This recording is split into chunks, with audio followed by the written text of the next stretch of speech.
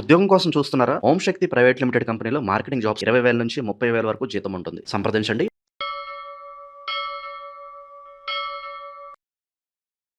ప్రస్తుతం మనతో పాటు ప్రముఖ ఆధ్యాత్మికవేత్త, జ్యోతిష్య వాస్తు పండితులు బ్రహ్మశ్రీ ఉమామహేశ్వర సిద్ధాంతి గారు మనతో ఉన్నారు. గురువు గారితో మాట్లాడదాం.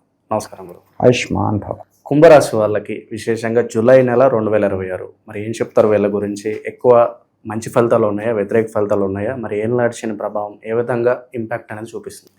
సర్వమంగళ మాంగళ్యే శివే సర్వార్థ సాధకే శరణ్యే త్రయంబకీ దేవి నారాయణీ నమోస్తుతే. ఓం శ్రీ గురుభ్యో నమః. ఓం శ్రీ గం గణపతియే నమః. కుంభరాశి గురించి గత మాసంలో మనం చెప్పుకున్నాం. చాలామంది చూశారు, చాలామంది నాకు ఫోన్స్ కూడా చేశారు. ఏమంటే మాకు ఇలా జరిగింది, అలా జరిగింది, మా జాతకంలో ఇలాగ ఉండదని చాలా చేశారు, కాదంటలేదు. అయితే కుంభ రాశికి, మీన రాశికి, వృషభ రాశికి కొంతమంది కొన్ని పదాలు చెప్తున్నారండి. విరుద్ధమైనవిగా వస్తున్నాయి. మొన్న ఒక ఆయన నాకు ఫోన్ చేసి మిథున రాశి గురించి మీరు నెగిటివ్గా చెప్పారండి, అంత పాజిటివ్గా ఉంటుంది అదే ఉంటారు, మరి జరిగిందా అన్నాను. లేదని మీరు చెప్పిందే జరిగిందన్నాడు. అలాగే చెబుతారండి. ఎవరికి తోచిందో వాళ్ళు చెప్పుకుంటూ వస్తున్నారు. ఒక స్త్రీ వచ్చి మమ్మల్ని ఉద్ధరించేస్తుందండి అన్నారు.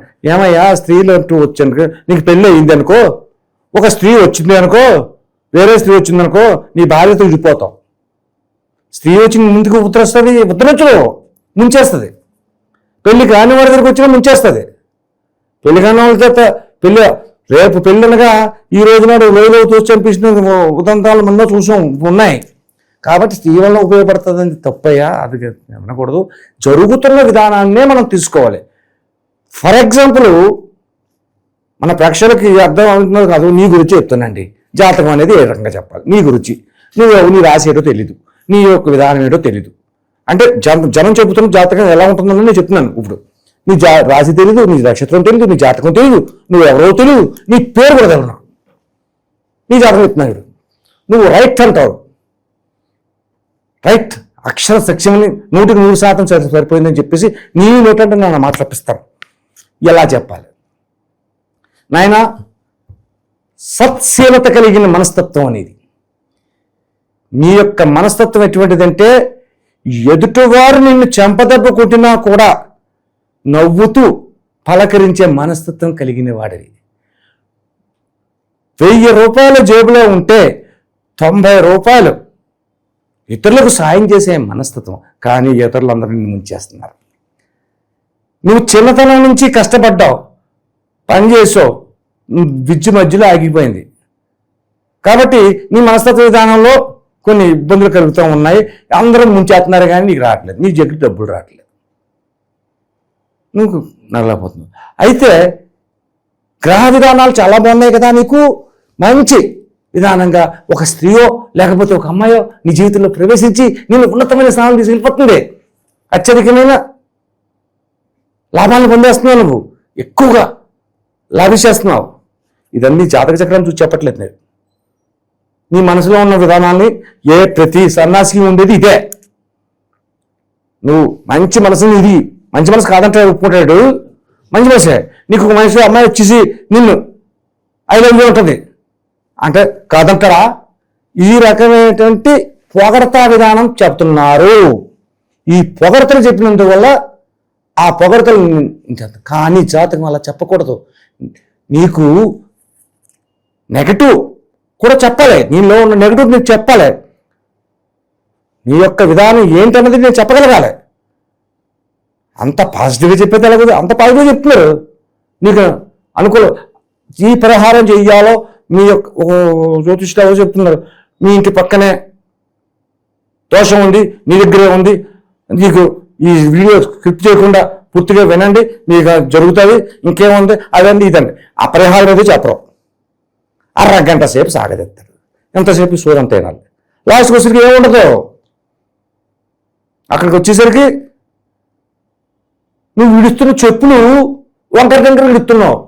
ఆ చెప్పులకి దీనికి జాతకంగా సంబంధమే ఉందండి. గ్రహ విధానానికి అవి కావాలా, భగవంతుడికి అది కావాలా? నీ జాతకాన్ని ఏ రకంగా నడపాలన్నది నిర్దిష్టంగా రాసి పెట్టి గ్రహ విధానాల ద్వారా నడుపుతాడు. అదే మనం చెప్పుకోవాలి. ఈ కుంభరాశి వారి గురించి మనం చెప్పుకుందాం. ఇప్పుడు ఈ కుంభరాశి వారికి జన్మము యందు రాహు ఉన్నాడు, సప్తమంలో కేతు ఉన్నాడు. జన్మములో రాహు ఉండి సప్తమంలో కేతు ఉన్నాడు. అయితే జన్మరాహు ఇస్తున్న ఫలితములు ఏంటయ్యా అంటే జ్ఞాపక శక్తిని కోల్పోవడము. ముఖ్యంగా వీళ్ళు మహా జ్ఞాపక శక్తి పరులే ఒకప్పుడు ఉండొచ్చు, జ్ఞాపక శక్తిని కోల్పోతారు. అంటే ఏంటి, ఇప్పుడు బయటికి వెళ్ళాలి, మనం సెల్ ఫోన్ లేకపోతే బయటికి వెళ్ళట్లేదు, లేదనకూడదు, ఇది మర్చిపోతారు. మర్చిపోయి కొంత దూరం పడితే అయ్యో మర్చిపోయారు, మళ్ళీ వెనక్కి వెళ్ళాలి. ఏమైంది, ఎదరికి వెళ్ళి వెనక్కి వచ్చినంత లోపల కొన్ని పరిస్థితులు మారిపోయినాయి. ఏమో నువ్వు వెనక్కి వెళ్ళకుండా ఎదరికి వెళ్తే నీకు ఏదైనా ₹1,00,000 దొరకచ్చేమో, అది కోల్పోయావు. రాహు విధానం ఈ రకంగా ఉంటుంది. అంటే వెనకకి నడిపేది. రాహువు నడక ఎలాగ నడుస్తుంది, అపసభ్య నడక వెనకకి నడుస్తుంది. గ్రహములన్నీ ఎదరగా నడుస్తుంటే ఈ రాహుకేతువులు వెనకగా నడుస్తాయి. ఇది వెనక వాటి విధానం, వెనకతనంగా వస్తుంది. ఎప్పుడైతే ఈ రకమైనటువంటి ఉందో, గతంలో మనం గత నెలలో ఏం చెప్పుకున్నాం, బద్ధకస్తులు అన్నాం. ఆ బద్ధకస్తులు అన్న దాని గురించి చాలామంది నాకు ఫోన్లు చేశారు. నిజమే, బద్ధకస్తులే. ఆ నెలే కాదు, ఈ నెల కూడా. ఈ నెల కూడా బద్ధకస్తులే. ఈ నెల కూడా మర్చిపోతూనే ఉంటారు, అన్ని జ్ఞాపకశక్తి కోల్పోతూ ఉంటారు, చేయాలనుకున్న పనిని సకాలంలో చేయలేకపోతుంటారు. అంత మాత్రాన శని ఇచ్చే ఫలితములన్నీ చూసుకుంటే శని ఎక్కడున్నాడు, కుంభరాశికి సంబంధించిన గ్రహము శని కాబట్టి శని ఆధిపత్యత వహించాడు. శని ఎక్కడున్నాడు, మీనరాశిలో ఉన్నాడు, సమతల్యమైన రాశిలో ఉన్నాడు.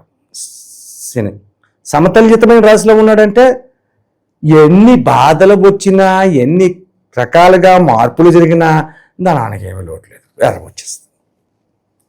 ఏదో కష్టపడటం ఇది మొత్తం వస్తుంది. ఇక్కడ ఎప్పుడు నేను చెప్పలేని డెంటిస్ట్ గురించి ఇప్పుడు చెప్పాల్సి వచ్చింది. కారణం ఏంటంటే ఈ కుంభరాశిలో ఉన్న డాక్టర్స్, ఈ పళ్ళకు సంబంధించిన డాక్టర్స్కి శుభదాయకమైన ఫలితాలు పొందుతున్నారు అనేది ఇక్కడ తేటతెల్లమవుతుంది. ఏమైనా ఎందుకైనా ఉన్నది అంటే గురుతత్వ విధానాల్లో శని ఉన్న విధానాన్ని లెక్కేసుకుంటే గురువు శనిని చూస్తున్నాడు కాబట్టి, కుంభరాశికి సంబంధించిన శని యోగకారకుడు అయ్యాడు కాబట్టి ఉన్నతమైన విధానాన్ని సంప్రాప్తం అవుతుంది. అలాగే ఈ యొక్క రాశి వారికి నేను ఇప్పుడు చెప్తున్నది పాటించద్దు.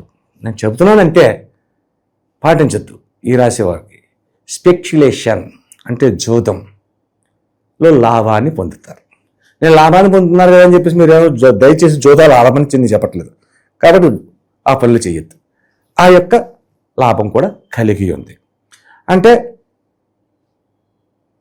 ప్రతి విషయంలోని ధనాన్ని రాబెట్టుకునే అవకాశాన్ని వస్తుంది. సరేనండి, ఇవన్నీ తర్వాత చించిన ముందు వ్యాపార రంగం ఎలా ఉంది అది తీసుకుందాం. వ్యాపార రంగంలో రియల్ ఎస్టేట్ చేసేవారి వ్యాపారం చాలా బాగుంది. వ్యాపారంలోని రియల్ ఎస్టేట్ చేసేవారికి కుంభరాశికి సంబంధించిన వారు 3 పువ్వులు 6 కాయలుగా పరిణమిత చెందుతూ ఉంటుంది. అలాగే వస్త్ర వ్యాపారాలు, చిన్న చిన్న కిరాణా వ్యాపారాలు, లేకపోతే ఫ్యాన్సీ సంబంధించిన వ్యాపారాలు, ఇటువంటి వాళ్ళకి కూడా చాలా లాభదాయకంగా ఉంది. ఇంకా లాభదాయకంగా ఉన్నవారు ఎవరండి, డెంటిస్ట్స్. కుటుంబ పరంగా ఎలా ఉంటుందంటారు? కుటుంబ విధానంలో చూసుకుంటే ఇక్కడ ఒక మైనస్ చెప్పాలి, ఒక మైనస్ వస్తుంది. కుంభరాశి వారికి అన్నదమ్ముల మధ్య వివాదాస్పదమైన పరిస్థితులు వస్తున్నాయి. వివాదము అంటే ఏంటి అంటే, ఫర్ ఎగ్జాంపుల్ చెప్పుకోవాలంటే ఒక అన్న ఒక తమ్ముడు ఉన్నాడు. తమ్ముడికి ఉద్యోగం వచ్చేసిందండి, అన్నకి ఉద్యోగం రాలేదు. ఇది నెలకు ఒక 50,000, 60,000, 70,000 సంపాదిస్తున్నాడు. అన్నగారు తండ్రి అడగాలి, కొంచెం ఇబ్బందికరమైన పరిస్థితి అన్నమాట. అప్పుడు ఏం చేస్తాడు,